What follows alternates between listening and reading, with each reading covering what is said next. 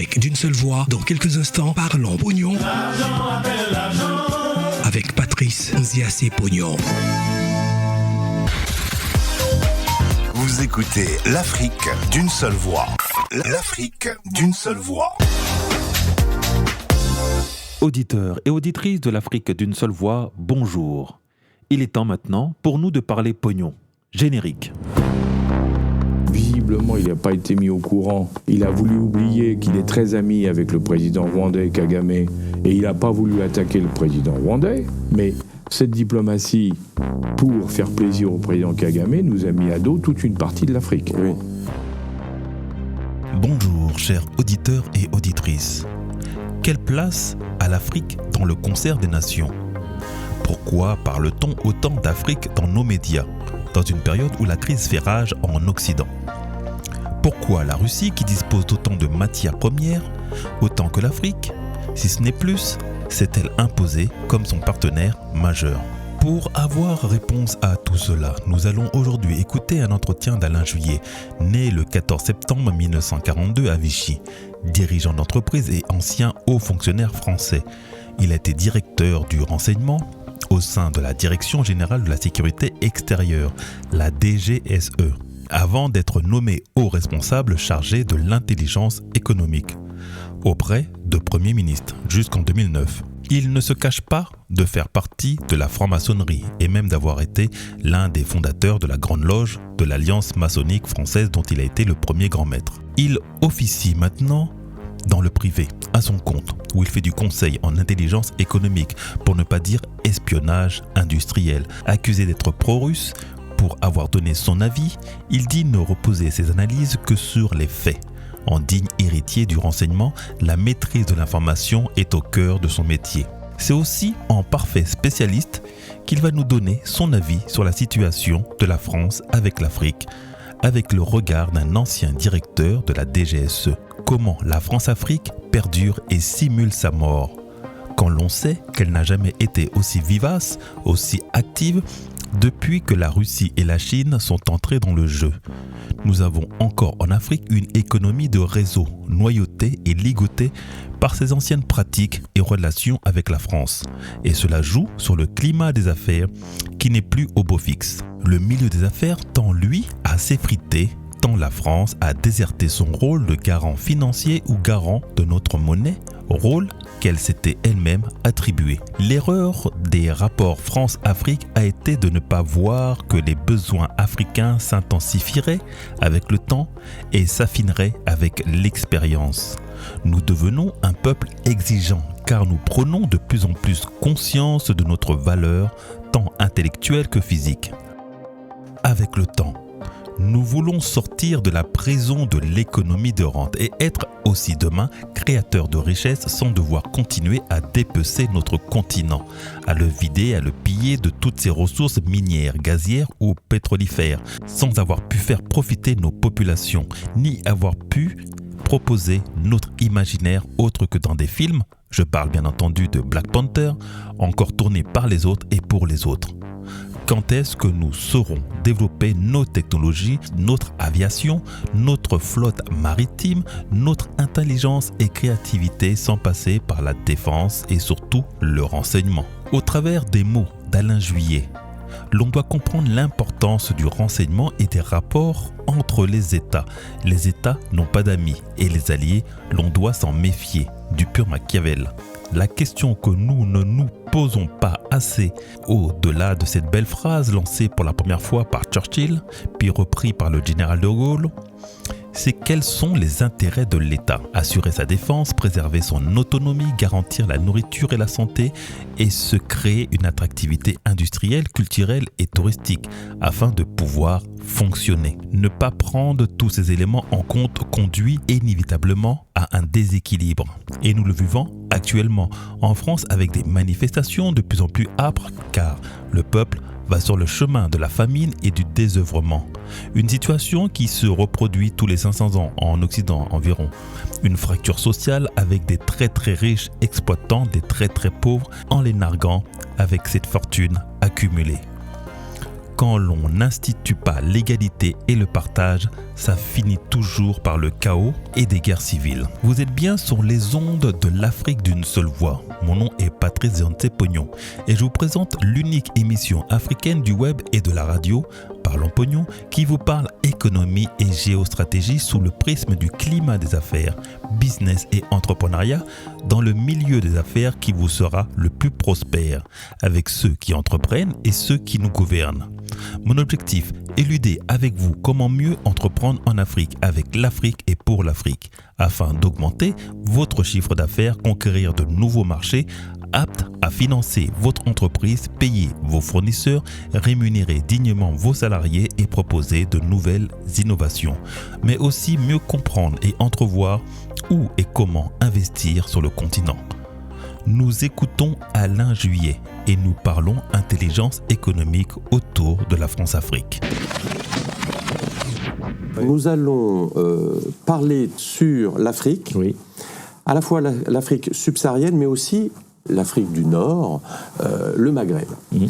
Et on nous ramène souvent à notre passé colonial et à ce qu'on a appelé la France-Afrique. Oui, Alors, bien sûr. je voulais avoir de votre part quelques éclaircissements sur quel était l'Empire français en Afrique, comment nous avons quitté ces pays pour ensuite parler de la France-Afrique. Alors, ouais, effectivement, il faut commencer par un point d'histoire. Il ne faut pas oublier que l'Afrique, avant la colonisation, avant tout ça, c'était des royaumes. Des royaumes qui contrôlaient des zones importantes.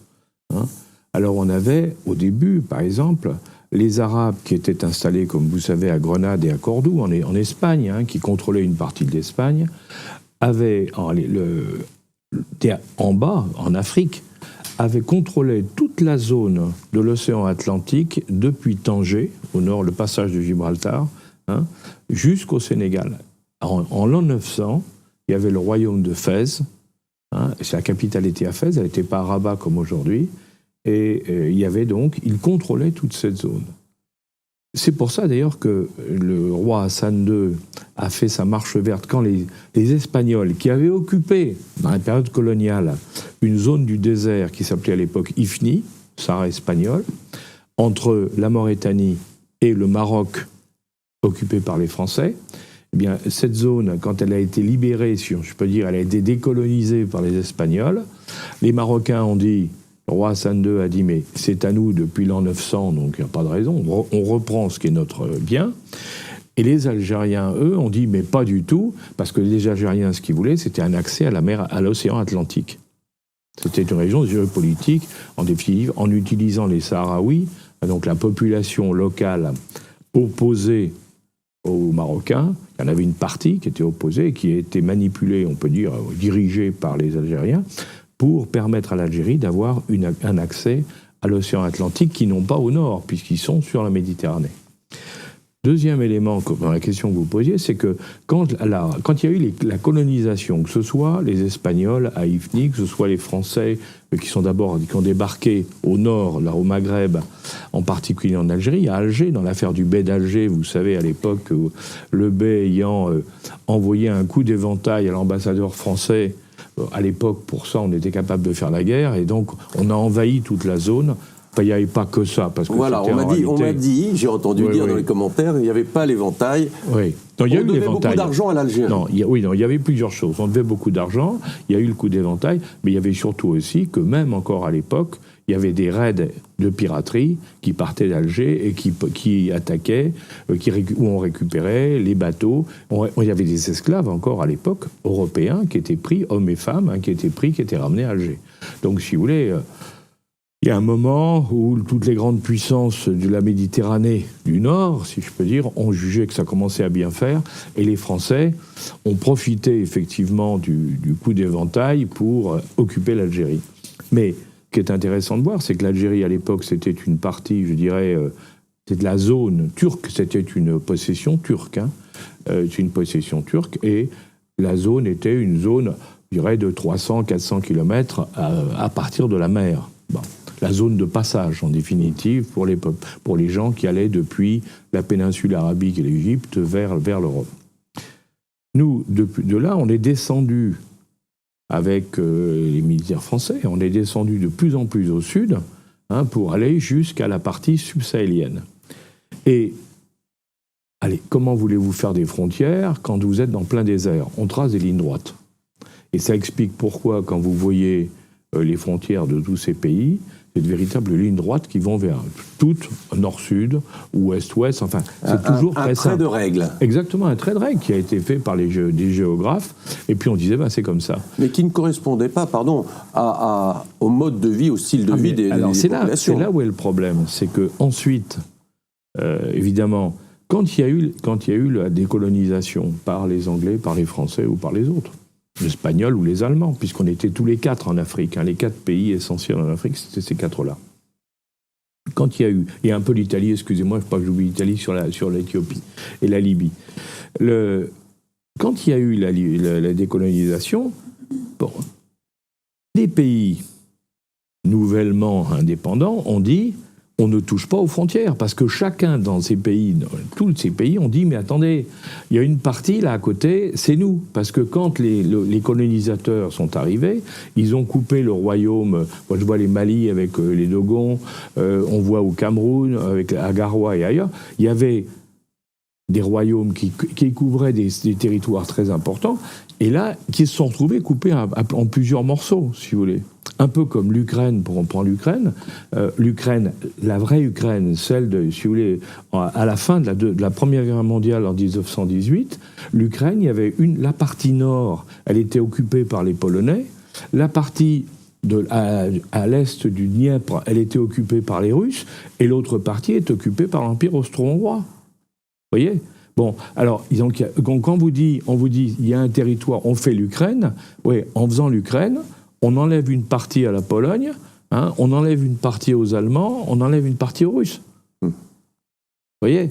Bon, c'est des décisions qui sont des décisions de négociation d'État à État dans le cadre de traités internationaux ou simplement dans des processus de colonisation, de décolonisation. Alors, il y a toujours eu ces conflits, si vous voulez, entre les uns et les autres, chacun disant « mais cette partie-là est à moi ».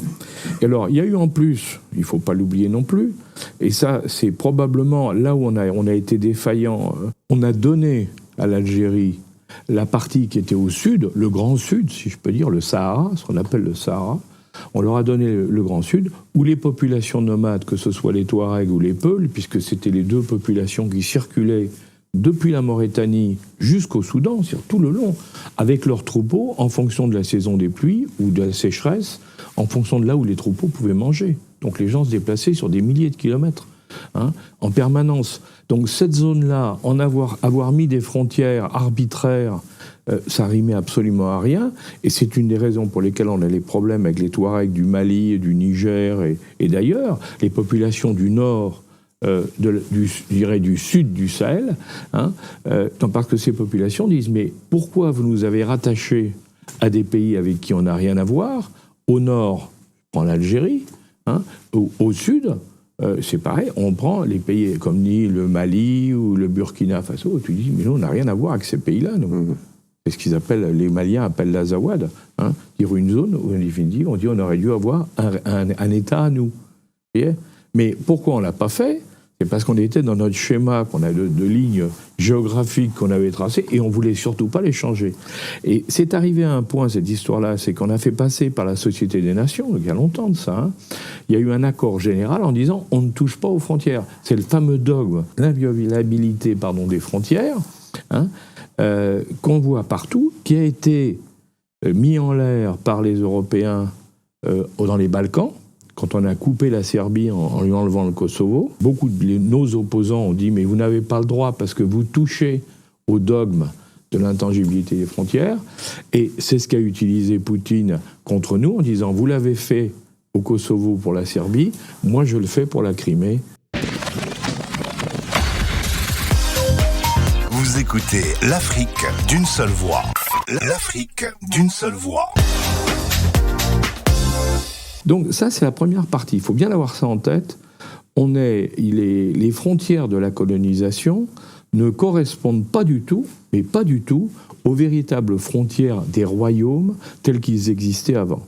Donc ça, c'est le premier point. Alors, derrière, après, quand on a eu la décolonisation, on en a fait une union entre nous et tous ces pays devenus indépendants, aussi bien les Français que les Anglais et les autres. Là, qu'est-ce qui s'est passé ? Bien entendu, il y a eu des tensions internes dans les différents pays, mais là, c'était des problèmes entre eux. Et les colonisateurs ont dû changer leur mode de vie, leur appréhension des problèmes, parce que c'était plus la même chose. Avant, le système était très simple, il faut dire la vérité. Les Occidentaux exploitaient les richesses minières, du bois, enfin tout ce qui était possible d'exploiter dans ces zones-là. On envoyait les matières premières vers l'Europe se faire transformer. Donc la plus-value ou le profit se faisait en Europe. Et on revendait aux populations qui étaient sous contrôle colonial des produits transformés où on reprenait encore une marge. Donc, si vous voulez, c'était un système économique très rentable, bien sûr, pour celui qui dominait, bien sûr, pas pour les autres. Mais en contrepartie, il y avait des investissements locaux qui étaient faits, qui permettaient de développer le système, parce qu'il fallait, pour que les gens puissent acheter sur place un certain nombre de choses, il fallait bien qu'on leur envoie et de quoi pouvoir acheter. Donc il y avait tout un ensemble, si vous voulez. Quand il y a eu la décolonisation, sont restés un certain nombre de gens en Afrique, qui aimaient bien l'Afrique en général, qui aimaient vraiment l'Afrique, qui connaissaient bien le pays, et qui se sont dit, même s'il n'y a plus ce circuit économique colonial, on peut y rester parce que notre expertise, notre expérience, le fait que nous connaissons bien ces pays fera qu'on pourra continuer à travailler avec eux. Et c'est comme ça que s'est passée la France-Afrique. La France-Afrique, en définitive, c'était essentiellement des gens qui connaissaient bien l'Afrique et qui l'aimaient, mais qui pensaient qu'on pouvait continuer à vivre partiellement sur l'ancien schéma tout en étant des États indépendants. Alors évidemment, ça heurte, et pour cause. Ça ne peut que heurter une population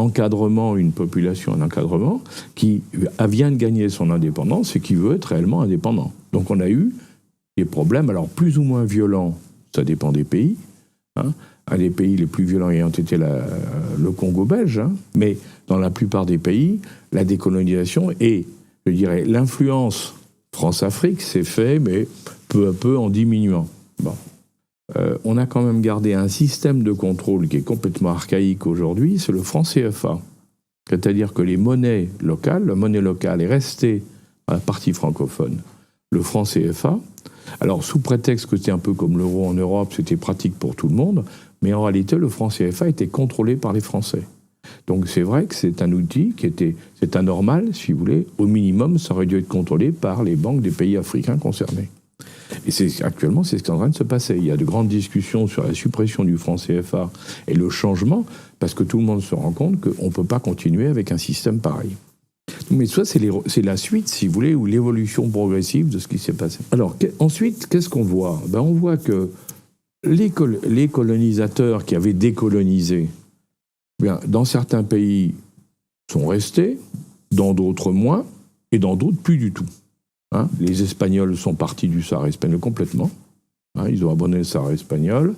Les Italiens, n'en parlons pas. Les Allemands, comme ils avaient perdu la Deuxième Guerre mondiale, le Cameroun, qui était une colonie allemande, a été récupéré par nous. C'est les Français qui l'ont récupéré. Enfin, il y a eu donc toute une série, si vous voulez, à l'époque, d'évolutions. Et on a vu arriver, je dirais, d'autres grandes puissances qui n'avaient pas pu jusque-là rentrer en Afrique, et qui sont arrivés en disant on peut faire des affaires. Alors on a vu les Américains, on a vu les Russes, on a vu les Chinois, essentiellement. Bon. Si on regarde, les Américains, ils ont été intéressés parce qu'il y avait du pétrole. Le problème des Américains après la Deuxième Guerre mondiale, c'était récupérer du pétrole. Et le deuxième, c'était les mines. Tout le monde sait que les grandes compagnies minières mondiales sont pratiquement toutes anglo-américaines. Elles ont voulu mettre la main sur les mines. Donc là, il a commencé des conflits miniers, où nous avions des États anciennement colonisateurs et les États locaux qui se sont trouvés confrontés à l'arrivée de compagnies minières étrangères aidées par des États. C'est l'histoire du Rwanda avec le Congo, qu'on a évoqué aussi dans une autre émission, hein, où vous avez aujourd'hui, aujourd'hui, ça fait 20 ans que ça dure, quand Paul Kagame a pris, avec le FPR, a pris le contrôle du Rwanda lors de cet épouvantable génocide qui s'est passé là-bas. Ils ont continué, on l'avait expliqué dans notre émission, ils ne sont pas arrêtés au Rwanda.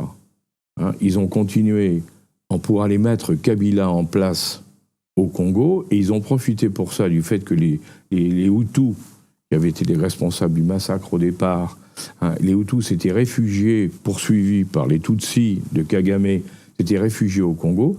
Ils en ont profité pour envahir le Congo avec des troupes de Kagame, aidés par des conseillers américains, et d'aller jusqu'à Kinshasa, et à Kinshasa, de remplacer le président en place par le président Kabila, qui était entre les mains des Américains.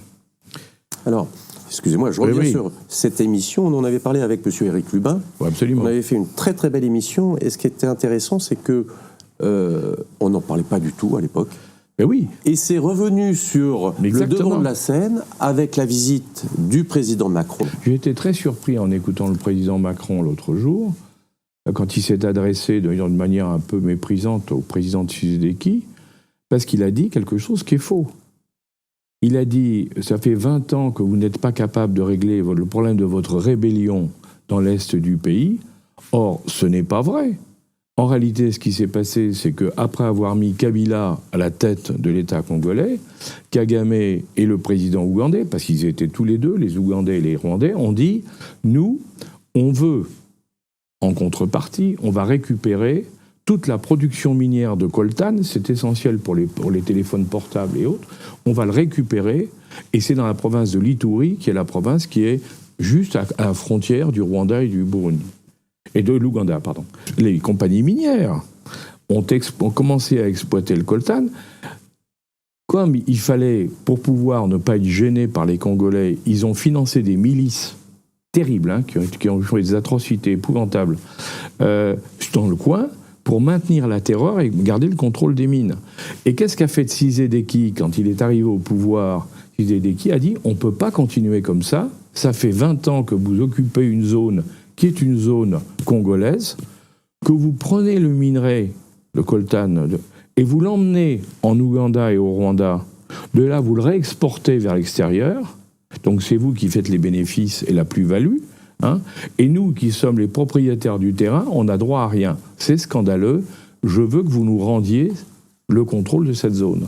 Hein. Donc c'est pas du tout une rébellion. En réalité, c'est l'exploitation par des compagnies minières contrôlées et aidées par l'Ouganda et le Rwanda de toute la partie est du Congo.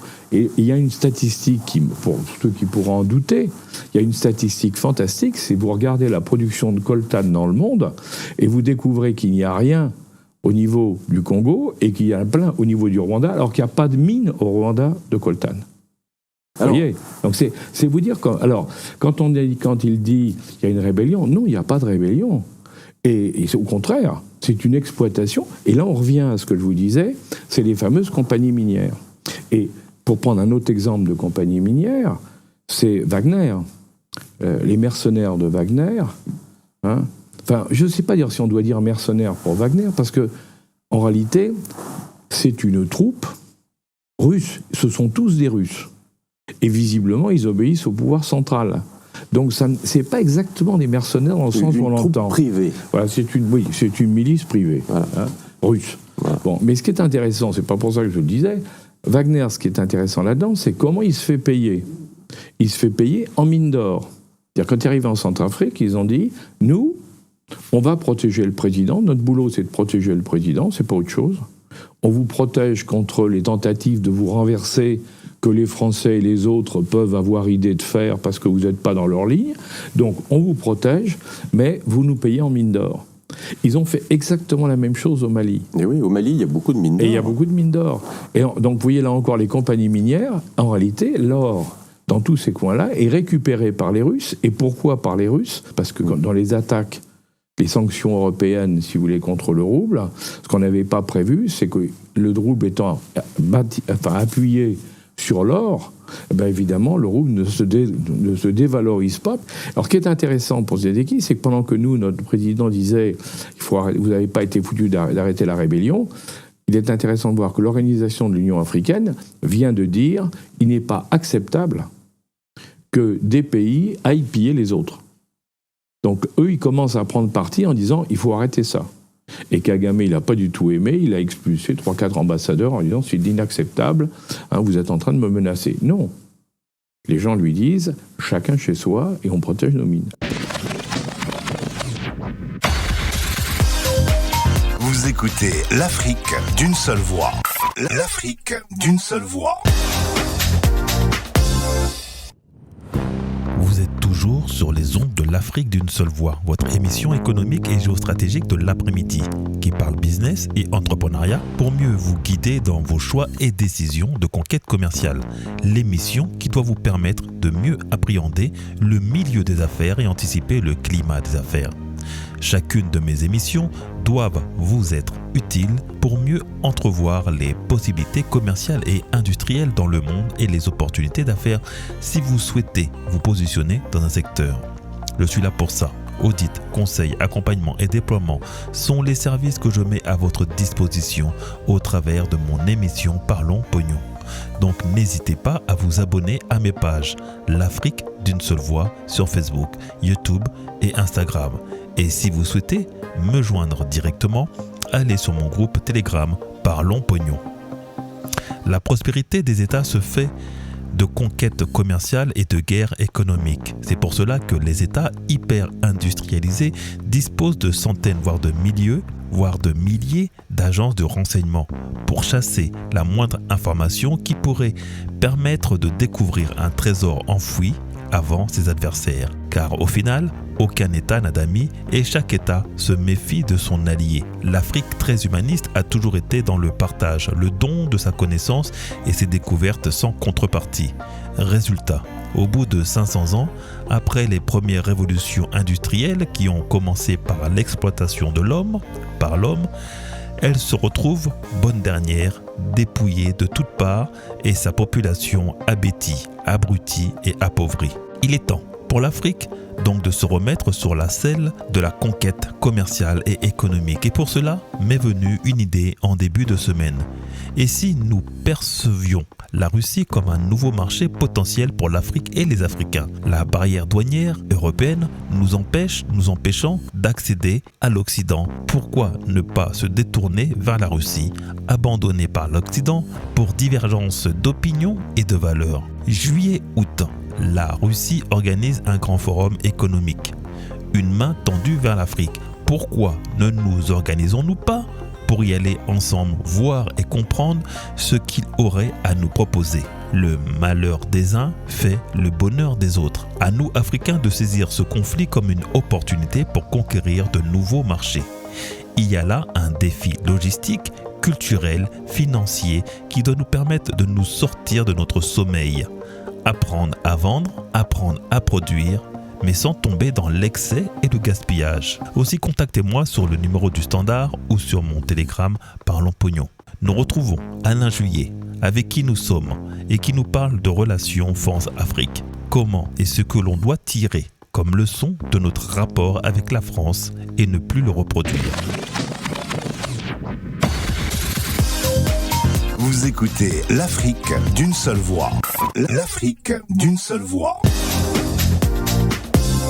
Alors, ça, c'est le deuxième élément. Le troisième, c'était sur cette évolution de l'Afrique subsahélienne, si vous voulez. C'est ce qu'on a vu au Gabon.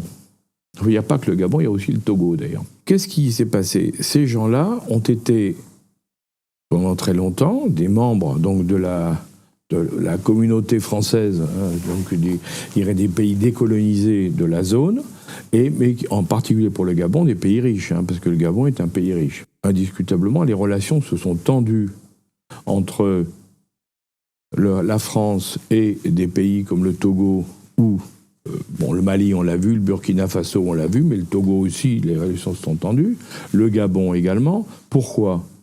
Parce que dans tous ces pays-là, on a toujours voulu conserver une influence forte et d'appuyer cette influence forte sur le côté militaire.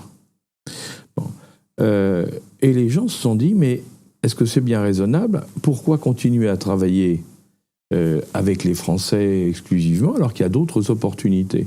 Et on a vu le Togo et le Gabon, par exemple, dire « je lasse la France pour passer dans le Commonwealth anglais ». Personne n'en a parlé. Hein. Le Gabon, il y a 2 ans, est rentré dans la communauté anglophone. Donc, ça veut dire qu'il a choisi son camp, et le camp, c'est plus la France. Vous voyez ? Bon, Kagame, au Rwanda, on parlait français au Rwanda. Kagame a changé en disant on parle dorénavant anglais. La langue officielle du Rwanda, c'est l'anglais, et donc, bien entendu, Commonwealth. Vous voyez ? Donc, on voit aussi les jeux de pouvoir qui se passent derrière. Le Gabon, c'est liaison avec les Américains, c'est clair. Donc, la France-Afrique n'existe plus. Sur ces entrefaits, le président Macron fait une tournée en Afrique pour relancer les relations avec ces pays, mais sur des bases plus modernes, plus sereines, plus saines. Oui, oui, bien entendu, parce que le président, les conseillers du président Macron, je pense que tout le monde est conscient que l'Afrique n'a plus rien à voir avec ce qu'elle a été. On voit les actions, effectivement, des Américains. Les Français étaient la population étrangère la plus importante en Afrique il y a 30 ans. Aujourd'hui, la population la plus étrangère en Afrique, ce sont les Chinois. Il faut le savoir, on a été remplacés complètement. Les Chinois, ils ont notre système. Eux, ils font des contrats et ils prêtent de l'argent. C'est-à-dire que vous dites, voilà, j'ai un besoin. Je me souviens, par exemple, le Congo-Brazzaville n'a plus d'argent. Les Chinois, ils vous en faites pas. Les banques ne veulent pas vous prêter. Nous, on vous prête. Très bien. Les chefs d'État, ils sont contents, ils ont de l'argent. Le problème, c'est qu'ensuite, il faut payer. Ils vous disent, bon, vous ne pouvez pas payer, on comprend, mais alors qu'est-ce que vous nous donnez en échange ? Et ils mettent la main sur des pans entiers de l'activité locale. Donc, si vous voulez, et ça, alors, ils s'en rendent compte les uns après les autres, hein. Mais ils sont coincés, les pays africains, parce qu'ils ont emprunté, ou ils continuent à emprunter, parce qu'ils ont des besoins, et d'un autre côté, les Chinois leur financent, ou les aident à financer des infrastructures, hein, les ports, les routes, les chemins de fer, tout y passe, si vous voulez. Tous les pays africains, maintenant, se réunissent régulièrement en Chine, à Pékin, hein, dans un grand forum, comme nous on faisait avant. Avant, on avait un grand forum des pays africains en France, où le président de la République les voyait tous, tout le monde se connaissait. Maintenant, nous, on n'existe plus. En réalité, ça se passe en Chine. Hein. Donc, on voit bien, il y a des bascules dans tous les sens. Vous voyez ? D'où l'important, je reviens sur le voyage du président. Alors, le président... Donc c'est un succès, non, malheureusement, parce que c'est là où on peut se poser des questions, si vous voulez. Quand son premier discours, quand il est allé au Gabon, on peut dire se demander pourquoi il a choisi le Gabon, puisque le Gabon, comme je vous disais, a basculé dans le Commonwealth. Le Gabon a voté pour la Russie à l'ONU, quand même, hein, donc a montré qu'il n'était pas du tout de notre côté. Il a voté pour la Russie, que c'était le bon endroit pour faire cette déclaration. Mais il avait raison quand il a dit, son premier discours était tout à fait justifié, de dire la France a compris que c'est plus comme avant et qu'il faut qu'on change de mode de relation avec les pays africains. C'était très bien. Hein, il avait raison. Simplement, est-ce que c'était le bon pays pour le faire, puisque c'est pas un pays qui aujourd'hui nous apprécie particulièrement. Alors certes, Total a des gros intérêts là-bas, mais Total n'est pas la France. Alors ensuite, quand il a été au Congo, je vous disais... Vous écoutez l'Afrique d'une seule voix. L'Afrique d'une seule voix. Visiblement, il n'a pas été mis au courant. Ou alors, il a voulu oublier qu'il est très ami avec le président rwandais Kagame, et il n'a pas voulu attaquer le président rwandais. Mais cette diplomatie, pour faire plaisir au président Kagame, nous a mis à dos toute une partie de l'Afrique. Oui. Celle qui dit c'est scandaleux qu'un pays africain exploite les autres. Vous voyez ? Ça, il y a plein. En France, il y a un non-dit total là-dessus, vous pourrez remarquer. Et donc, du coup, on ne veut pas dire il y a un vrai problème de fond, et puis là, on n'a pas arrangé, au contraire, on l'a aggravé. On peut revenir un peu, si vous voulez, à la France-Afrique là-dessus. Quand il y a eu, à l'époque de Gaulle, il y avait Foccart, tout le monde connaît Monsieur Foccart, qui défaisait les présidents africains, ça c'est vrai, mais qui les connaissait tous très bien, il connaissait parfaitement l'Afrique. Mais c'était une Afrique assez paternaliste, il faut être honnête. Quand Mitterrand est arrivé au pouvoir, les gens ont dit ça va changer. Pas du tout. C'est un des adjoints de Foccart, un des collaborateurs de Foccart qui s'appelait Penn, qui est devenu le patron. Donc simplement, on a changé de parti, mais la méthode est restée à peu près la même. Penn était moins connu, peut-être un peu plus ouvert, si je peux dire, mais ça se passait pas mal, hein. Parce que tout le monde se connaissait, tout le monde se mettait d'accord. Par exemple, à l'époque du président Chirac, on a mis à l'Élysée un ambassadeur, et puis qui connaissait très bien l'Afrique. Mais il n'empêche que le président Chirac avait des relations personnelles avec les dirigeants africains, et franchement amicales. Ça, tout le monde le sait. Donc il y avait un vrai courant d'échange et de sympathie. Bon, ça se passait très bien. Et c'est vrai que depuis, ça s'est dégradé, parce que les gens qu'on a mis à l'époque à la cellule à l'Élysée, maintenant il n'y en a plus de cellule, mais à l'époque il y a la cellule à l'Élysée, on a vu des gens qui n'étaient pas des spécialistes de l'Afrique. Et alors là, c'est catastrophique. Si vous mettez quelqu'un qui est un spécialiste du Moyen-Orient ou de l'Asie pour parler avec l'Afrique, ben évidemment, il ne comprend pas du tout. L'Afrique, c'est un monde, avec ses codes, avec ses habitudes, avec son histoire, avec sa culture, hein. Et vous ne les traitez pas comme on parle avec un Sud-Américain ou avec un Asiatique. C'est un autre monde. Et il fallait savoir respecter ces cultures et ces gens. Je pense qu'on ne peut pas travailler en Afrique si on n'aime pas l'Afrique et les Africains. Si on parle spiritualité, la spiritualité d'Ogon au Mali, elle vaut largement toutes les spiritualités occidentales, hein. Ce sont des pays qui ont une véritable histoire, mais une histoire millénaire, hein. Et ça, il faut le comprendre, si vous voulez. Quand vous allez au nord Mali, ou vous allez au nord du Niger, vous avez des grottes ou des dessins préhistoriques sur les falaises, exactement comme à Lascaux en France. Et si vous faites l'effort d'essayer de comprendre et de vous mettre avec eux, d'échanger avec eux, alors à ce moment-là, ça se passe très bien. Et le problème, c'est que nous avons aujourd'hui, indiscutablement, en ce qui concerne un pays comme la France, on a perdu le contact avec eux. On ne se comprend plus.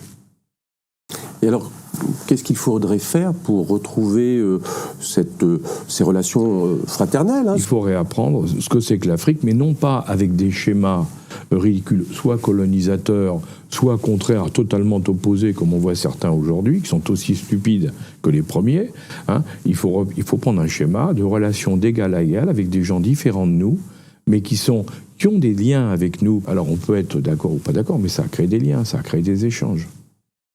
En espérant donc de trouver un chemin pour retrouver cette sérénité. Oui, mais il faut faire un effort, si vous voulez, il faut faire un effort. Je pense que quand vous avez Macky Sall, le président, par exemple, du Sénégal, qui gère extrêmement bien son pays, qui est président de l'Organisation africaine, qui développe le Sénégal, qui est un pays pauvre, il est en train de développer à toute vitesse. Il faut se dire... Comment il fait, hein? Alors, le Sénégal a souvent eu de grands dirigeants, mais c'est intéressant de voir comment ils font, justement, parce qu'avec peu de moyens, ils arrivent à faire des choses intéressantes. Et un autre point qu'il faudrait aussi regarder, et qui montre bien qu'on a perdu pied, nous, c'est la montée en puissance du Maroc dans tous les pays de la zone subsahélienne.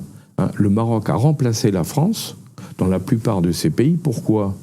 Parce que les banques marocaines ont remplacé les banques françaises qui ne voulaient plus prêter dans ces pays-là, ou investir dans ces pays-là, en disant il y a trop de risques. Alors évidemment, s'il y a du risque et qu'on n'en veut pas, il ne faut pas être banquier, excusez-moi. Hein. Et justement, il y a quelque chose d'intéressant, c'est que moi j'ai toujours entendu parler des prêts que faisait l'Occident, l'Europe, oui, à l'Afrique, oui, et puis au bout de 10 ans, 15 ans, 20 ans, on effaçait la dette. Oui, c'est vrai. Donc l'Afrique, a priori, n'avait pas la capacité de rembourser ses prêts. Ça dépend du type de prêt que l'on pouvait faire, ça dépend aussi de ce qu'on voulait en faire. Un des problèmes de l'Afrique, indiscutablement, depuis toujours, hein, ça a été la corruption. Faut pas se leurrer. Il n'y a pas qu'en Afrique qu'il y a de la corruption, hein, mais loin de là, hein, même partout. Mais en Afrique, c'est vrai que les dirigeants africains avaient une fâcheuse manie de récupérer une partie de l'argent. Mais ce qu'il faut bien voir aussi, c'est ce qu'on n'a pas compris souvent dans cette histoire-là, c'est que l'Afrique, c'est pas l'Europe, un pays africain, c'est pas la France. Quand vous êtes un chef de tribu, quand vous êtes un chef de clan, quand vous êtes le chef d'un village, si vous réussissez, si vous allez vous installer ailleurs et vous avez de l'argent, vous devez aider tous les gens du village, tous les gens de la tribu, tous les gens du clan. Quand un chef d'État est nommé en Afrique, immédiatement, il doit redistribuer le fameux ruissellement dont on parle en Europe. Il doit redistribuer une partie. Tant que le système fonctionne pas avec redistribution, c'est un système comme chez nous. Nous sommes avec le même système, avec la sécurité sociale, les retraites, les garanties. C'est exactement la même chose. Un autre système, mais le résultat est le même. Ruissellement vers toutes les catégories en aidant les plus défavorisés. Même système. Simplement, là où est la différence, c'est qu'à partir du moment où il y en a un qui dit « hop », on ne redistribue plus, je garde tout pour moi. Là, ça devient insupportable. Et la grande erreur qu'on a faite, c'est que souvent, on a accepté de faire des aides, des prêts et autres, en sachant parfaitement qu'une partie allait être récupérée par quelques-uns. Alors qu'il aurait fallu, justement, prendre toutes les garanties pour que ce fameux ruissellement traditionnel, culturel, se fasse. Vous voyez ? Et donc, le Maroc a pris une position, effectivement, formidable. De trait d'union, d'ailleurs, entre l'Europe et l'Afrique subsaharienne. C'est le hub, comme on dit maintenant dans l'aviation, c'est le Maroc est devenu le hub. Si vous voulez réussir en Afrique subsaharienne, passez par le Maroc. On l'a vu monter en puissance, le Maroc, depuis 10 ans, 15 ans. C'est assez exceptionnel. Hassan II a pris le contrôle du Sahara espagnol, donc on a fait le Maroc du Sud. Son fils, Mohamed VI, lui, tout de suite a dit... Mon objectif, c'est la zone sahélienne. Et il est allé faire effectivement des quantités de voyages là-bas, accompagné par ses banquiers pour aider. Et ça va très loin. Aujourd'hui, il y a un pipeline qui est en train de se construire entre le Nigeria et le Maroc, qui va passer par tous ces pays, bien sûr en évitant la zone algérienne, vous en doutez bien. Donc il va passer par la Mauritanie. Et ce pipeline va permettre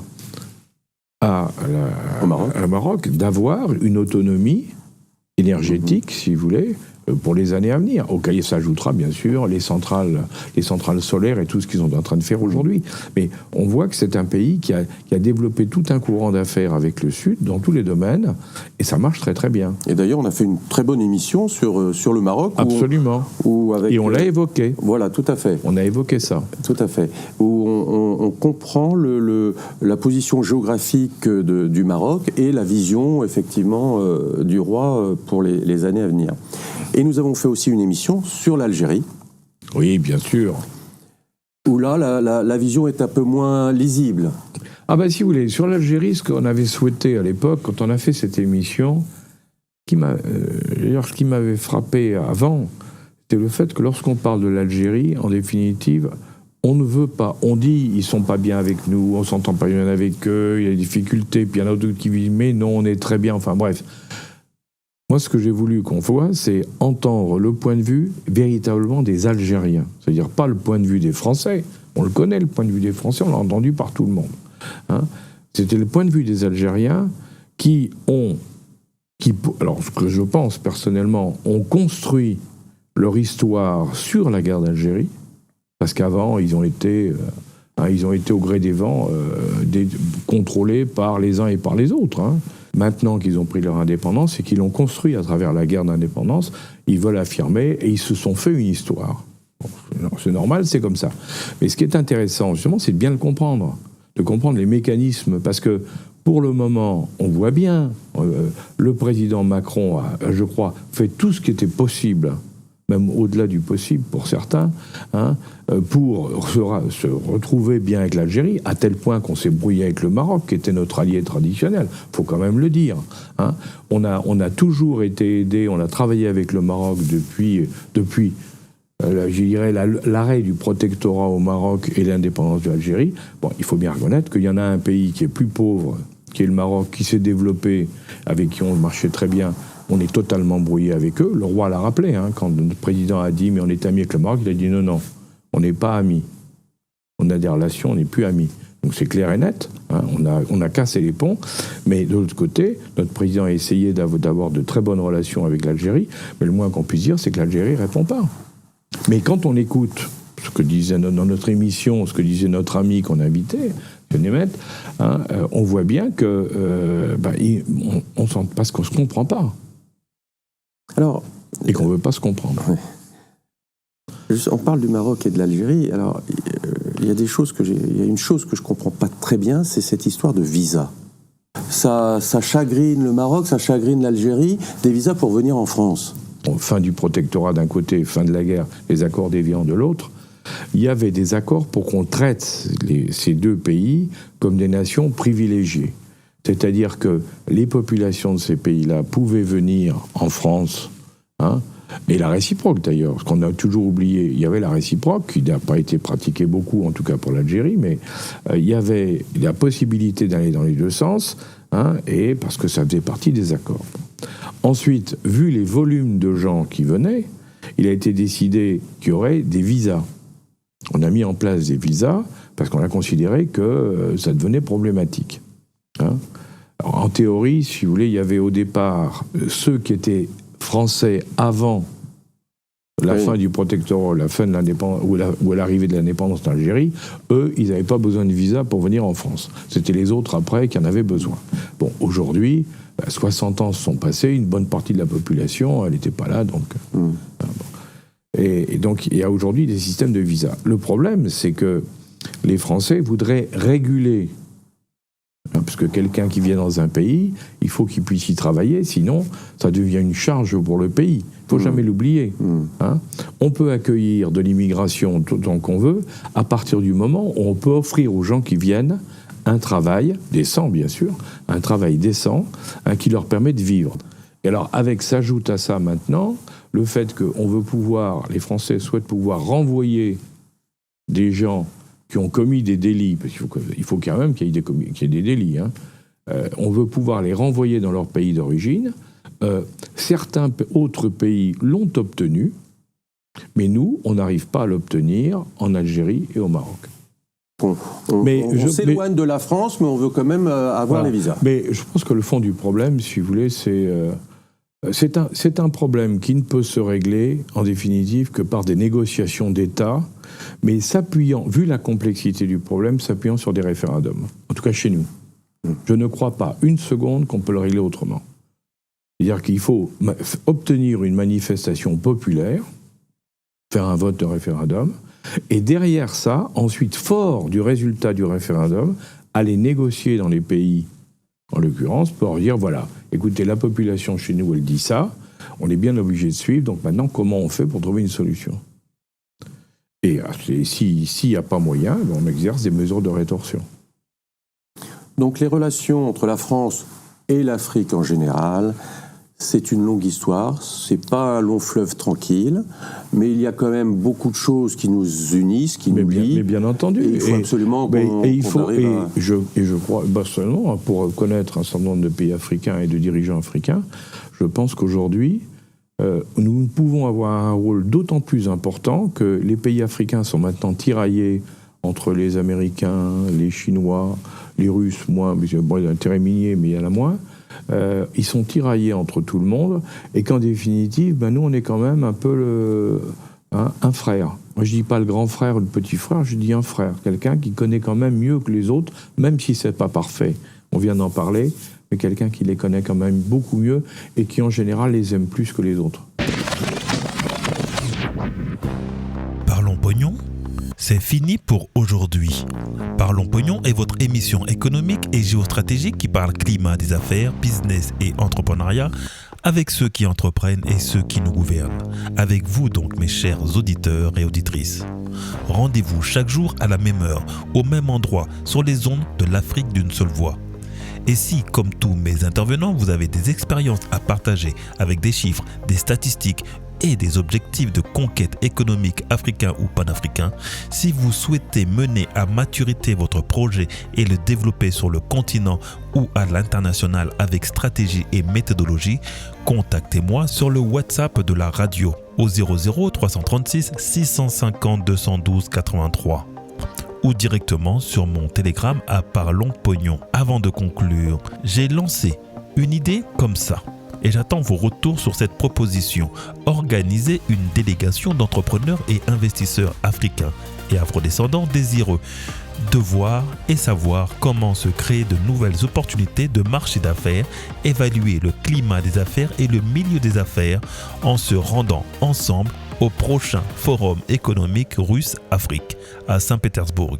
Dites-moi si l'idée vous séduit et contactez-moi sur la plateforme de l'Afrique d'une seule voix. Restez connectés sur nos ondes, le programme continue. Vous étiez avec Patrice Diansé Pognon dans l'émission Parlons Pognon. Matondo.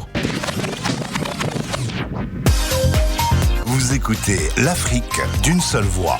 L'Afrique d'une seule voix.